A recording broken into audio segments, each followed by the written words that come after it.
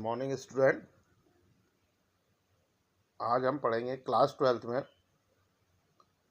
Account के अंदर second unit second chapter साझेदारी फर्मों के लिए लेखांकन मूल तत्व, accounting of partnership firm basic concept. तो सबसे पहले हम स्टार्ट करते हैं कि साझेदारी होती क्या है, साझेदारी का अर्थ क्या होता है। उसके बाद उसकी विशेषताओं के बारे में पढ़ेंगे। तो साझेदारी की अर्थ की बात कर लेते हैं। तो साझेदारी का अर्थ होता है जब किसी व्यापार में दो या दो से अधिक व्यक्ति मिलकर किसी वैधानिक व्यापार को चलाने के लिए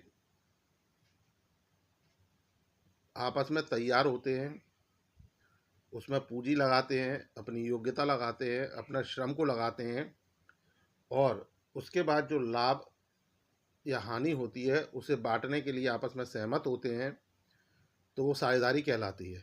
यानी जब दो या दो से अधिक व्यक्ति आपस में मिलकर किसी कार्य को, किसी व्यापार को करने के लिए तैयार होते हैं जो वैधानिक हो, यानी कानून की दृष्टि में जो सही हो, उसके लिए उसमें पूंजी इंट्रोड्यूस करते हैं, यानी पूंजी लगाते हैं, अपनी एबिलिटी इंट्रोड्यूस कराते हैं, यानी अपनी योग्यताओं को लगाते हैं और अपने श्रम यानी अपनी जो मेहनत है वो उसमें लगाते हैं और उसके बाद उसमें जो परिणाम स्वरूप यानी उसके रिजल्ट के बाद जो भी प्रॉफिट या लॉस होते हैं बिजनेस के अंदर, उनको डिस्ट्रीब्यूट करने के लिए, उनको शेयर करने के लिए एग्री होते हैं, तो वो पार्टनरशिप कहलाती है।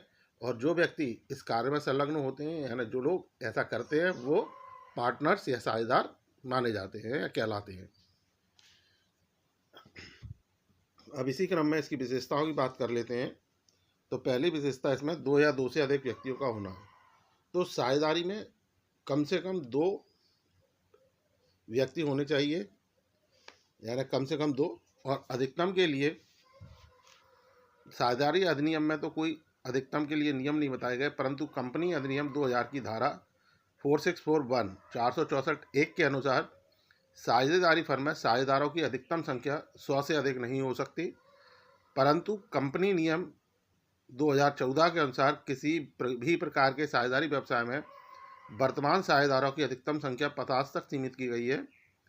अतः उपयुक्त तथ्यों से स्पष्ट है कि अधिनियम के अनुसार सदस्यों की वर्तमान संख्या 100 से अधिक नहीं हो सकती और कंपनी नियम यानी कंपनी अधिनियम 2014 के नियम 10 द्वारा वर्तमान में इस संख्या को 50 तक सीमित रखा गया, जिसे कभी भी निकट भविष्य में बढ़ाया जा सकता है, परंतु वह कंपनी अधिनियम में वर्णित सीमा 100 से अधिक नहीं हो सकती। इसका मतलब इन्होंने ये बताया इसमें कि साझेदारी व्यवसाय को प्रारंभ करने के लिए कम से कम दो व्यक्ति होने चाहिए और अधिकतम जो कि कंपनी अधिनियम की धारा 2013 में बताया गया कि 100 संख्या हो सकती है, लेकिन वर्तमान में इसमें 50 और आवश्यकता पड़ने पर हम इसे 100 तक बढ़ा सकते हैं। दूसरा है पारस्परिक संबंध या अनुबंध, दूसरी विशेषता इसकी। तो साझेदारी व्यवसाय में साझेदारों के मध्य पारस्परिक संबंध या समझौता होना आवश्यक है, यानी दोनों के मध्य आपस में एक एग्रीमेंट कॉन्ट्रैक्ट होना जरूरी है। व्यापार चलाते हुए भी व्यापार में कोई समझौता नहीं होता तो वह साझेदारी नहीं कहलाएगी। अगर आपस में इनमें कोई समझौता नहीं हो रहा है या एग्रीमेंट नहीं करते हैं तो वो साझेदारी न कहलाकर केवल सहयोग होगी। अतः साझेदारी में अनुबंध का होना अत्यंत आवश्यक है, मतलब उसमें कॉन्ट्रैक्ट, एग्रीमेंट या अनुबंध होना मोस्ट कंपलसरी होता है, अत्यंत आवश्यक होता है, परंतु यह आवश्यक नहीं है कि वो लिखित हो या मौखिक, यानी आप अपनी सुविधानुसार लिखित या मौखिक किसी भी तरह से समझौता कर सकते हैं। लेकिन व्यवहारिक दृष्टि से देखा जाए, प्रैक्टिकली अगर देखा जाए, तो जो रिटर्न एग्रीमेंट होते हैं, रिटर्न कॉन्ट्रैक्ट होते हैं, वो ज़्यादा अच्छे माने जाते हैं। अगला है वैधानिक व्यवसाय। तो साझेदारी अनुबंध किसी वैध व्यापार को चलाने के लिए होना चाहिए, यानी जो साझेदारी अनुबंध है, साझेदारी का जो कॉन्ट्रैक्ट है वो किसी वैध व्यापार के लिए होना चाहिए, अवैध व्यापार के लिए नहीं।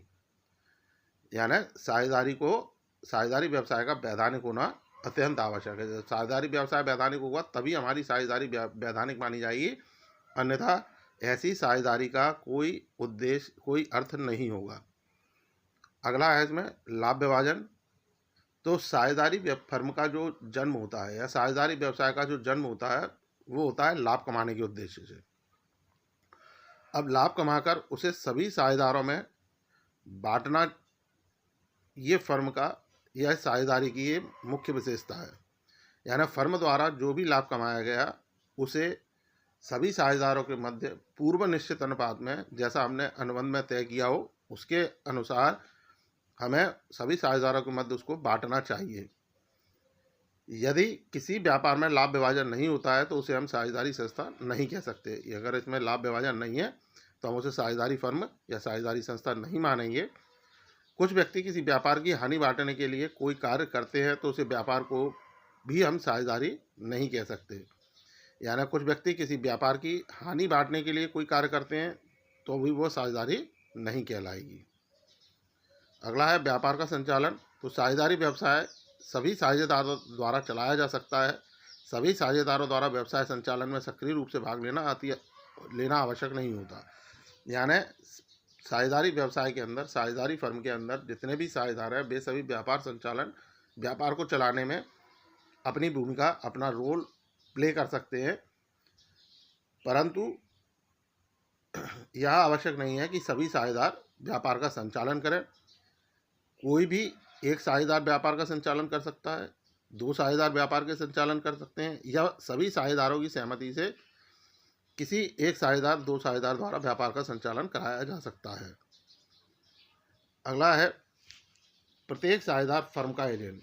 तो जिस प्रकार एजेंट द्वारा किया गया कार्य उसके मालिक द्वारा किया हुआ माना जाता है, उसी प्रकार एक साझेदार द्वारा किया गया कार्य शेष साझेदारों द्वारा किया गया माना जाता है। यानी जो साझेदारी फर्म के अंदर साझेदार होते हैं वो फर्म के एजेंट के रूप में कार्य करते हैं। जैसे किसी एजेंट द्वारा कोई भी कार्य किया गया तो वह उस फर्म का या उसके मालिक का कार्य माना जाता है। इसी तरह साझेदारी फर्म में यदि किसी एक साझेदार ने कोई कार्य किया तो वह सभी साझेदारों द्वारा किया हुआ कार्य माना जाएगा। प्रत्येक साझेदार अपने अपने कार्यों से साझेदारों को भी उत्तरदायी बनाता है। इस प्रकार साझेदारी फर्म में प्रत्येक साझेदार एक फर्म का एजेंट होता है। अगला इसमें है असीमित उत्तरदायित्व। साधारणतः फर्म में प्रत्येक साझेदार का दायित्व पृथक पृथक एवं संयुक्त रूप से असीमित होता है।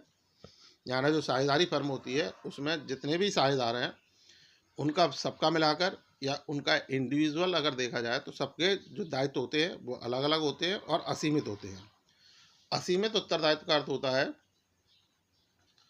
कि हानि की स्थिति में यदि फर्म हानि हो रही है या फर्म किसी भी कारण से बंद होती है तो ऐसी स्थिति में जो प्रत्येक साझेदार को अपनी निजी रूप से यानी अपनी निजी संपत्ति से उस हानि की रकम की पूर्ति करनी होगी या फर्म के जो दायित्व हैं, फर्म के जो ऋण हैं उनका भुगतान करना होगा।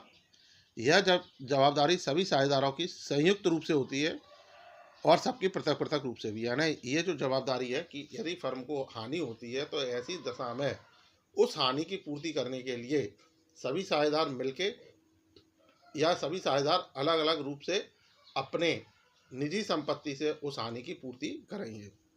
सो गाइस, आपको ये साझेदारी का अर्थ और उसकी विशेषताएं समझ में आई होंगी। अगर आपकी इससे संबंधित कोई क्वेश्चन है, कोई क्वेरीज हैं तो आप उनको कमेंट सेक्शन में जाकर कमेंट कर सकते हैं, पूछ सकते हैं। तो थैंक यू।